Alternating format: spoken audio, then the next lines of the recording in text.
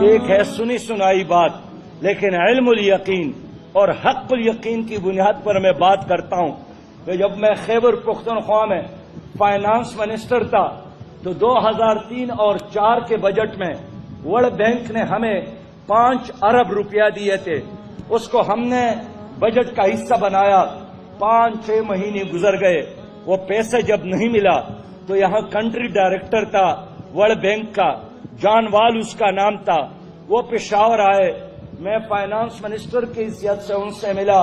میں نے کہا جان وال، وہ جو قسط دینا تھا اس کی وجہ سے ہمارے سارے ترقیاتی کام رک گئے ہیں.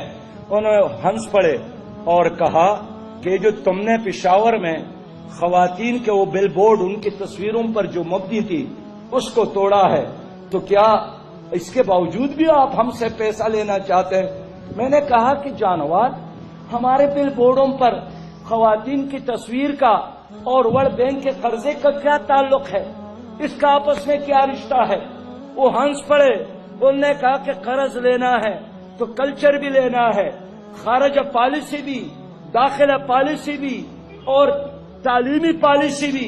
یہ کیسے ہو سکتا ہے کہ پیسہ ہمارا ہو اور نظریہ اور کلچر اور تہذیب اور عقیدہ آپ کا چلے؟ نہیں، ان دونوں میں سے ایک کا انتخاب کرنا ہے.